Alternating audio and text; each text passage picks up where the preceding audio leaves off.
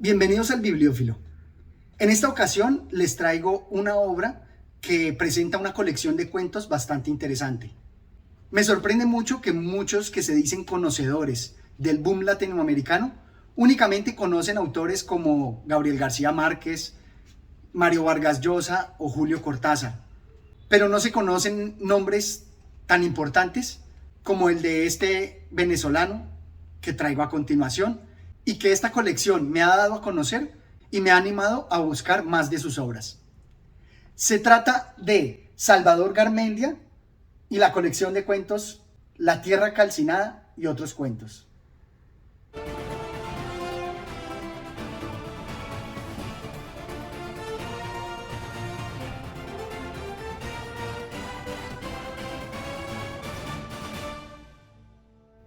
El escritor es muy ingenioso, nos presenta cierres y giros en los cuentos que nos dejan perplejos. Y en los cuentos que están aquí reunidos, logro vislumbrar su gran preocupación, los movimientos que van desde lo inmaterial que se materializa hasta cómo lo material se desmaterializa. Como acá. Apenas ella entró en su camarote y encendió la luz, notó la ausencia del tigre, una ausencia demasiado visible para que pudiera pasar desapercibida.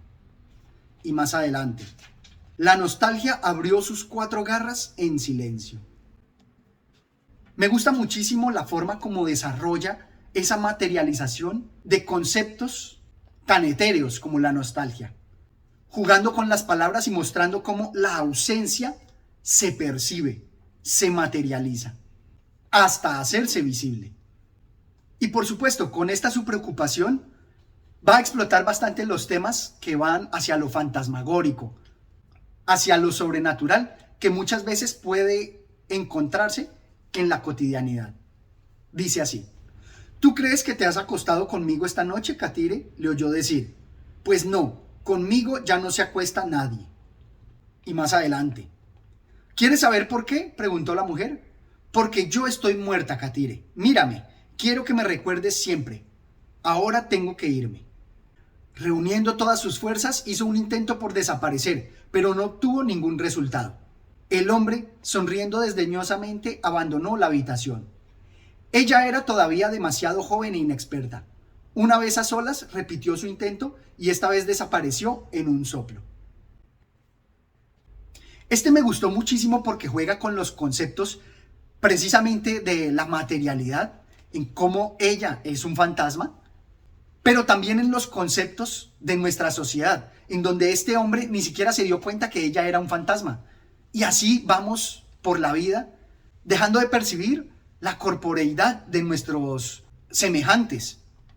Él ni se dio cuenta que ella era un fantasma, y así mismo puede pasar con las innumerables personas a las cuales somos indiferentes y fácilmente pueden ser un fantasma y no nos daremos cuenta porque no percibimos su corporeidad, no los notamos. Y me gusta mucho porque este autor lo remarca en la profesión de esta mujer. Estas actividades humanas tan antiguas, pero que se desdeñan por su abyección. Y justamente hablando de la cotidianidad y en cómo a lo largo de las ocupaciones humanas encontramos a otras personas que pueden pasarnos desapercibidos, aquí nos habla de un cajero. Y miren cómo refleja que esa ocupación define a las personas.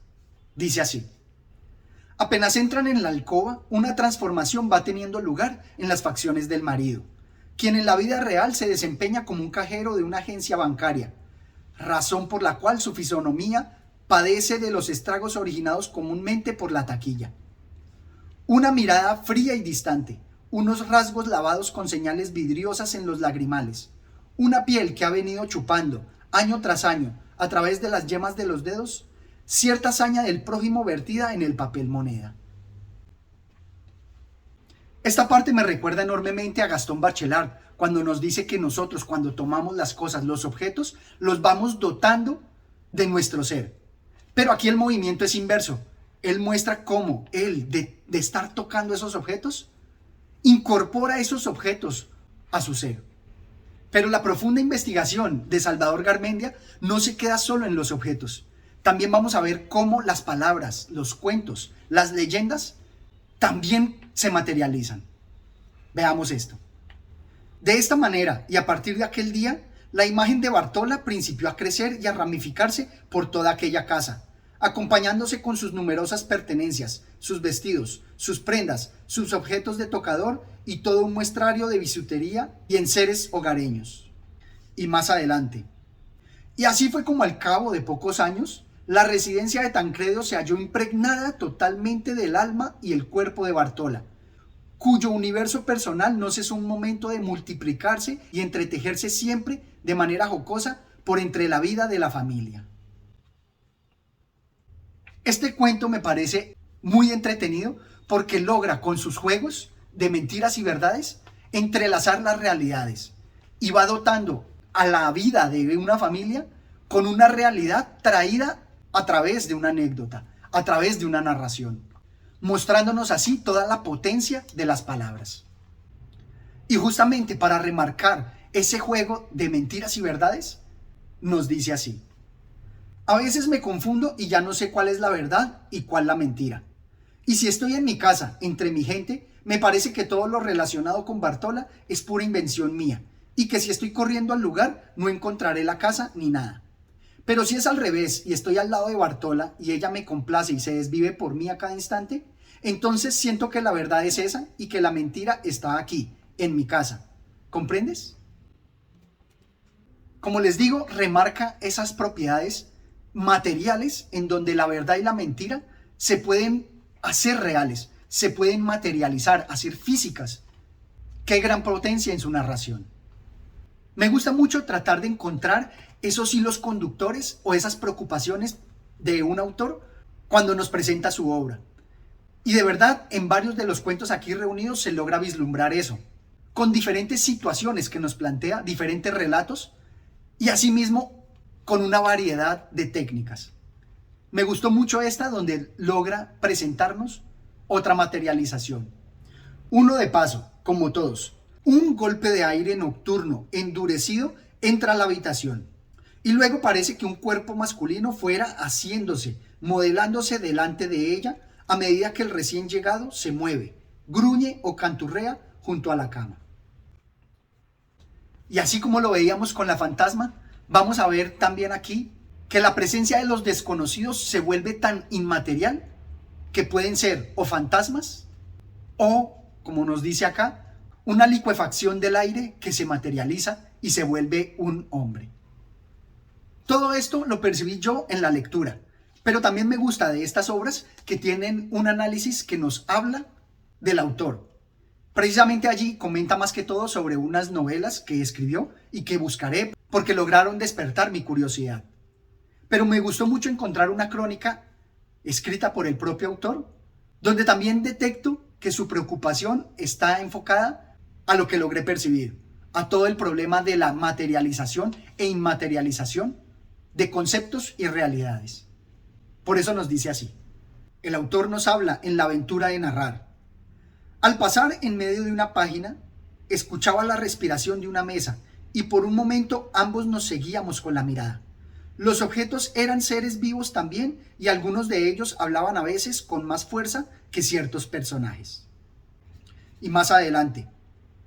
Y luego las calles comenzaban a extender su juego sobre un malicioso tablero, donde el azar era yo mismo, mi espumada materia convertida en un escalofrío, un roce o un sobresalto que interrumpían el pulso.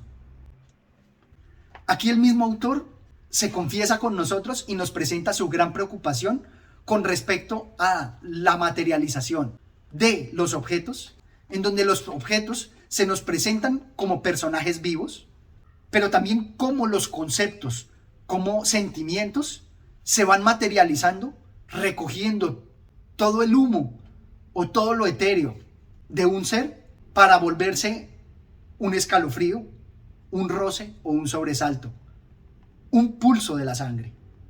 Creo que esto nos muestra la gran profundidad y preocupación con respecto a lo material y lo inmaterial que nos propone el autor. Los invito a que se dejen seducir por estas grandes obras, que las busquen y que conozcamos el boom literario latinoamericano desde otras perspectivas. Esto es todo cuanto tenía por compartir con ustedes. Hasta una próxima oportunidad. Gracias. A propósito de la risa, me gustó mucho encontrar esta definición que plantea el autor, Salvador Garmendia. El humor es una virtud esquiva del lenguaje, que asoma solo un ojo por una rendija. Más bien es un envite de la inteligencia, que en un instante puede dejarnos sin cartas en la mano. El mensaje corre por un hilo que va directamente a los sentidos y se extiende como un entramado invisible por debajo de la piel. Puede ser que la razón escape por un brote de hilaridad, pero al mismo tiempo se vale de toda clase de escamoteos para disimular sus verdaderas intenciones. Me gusta mucho porque en la definición que yo les proponía está ese envite de la inteligencia que puede escamotearse, ir y venir.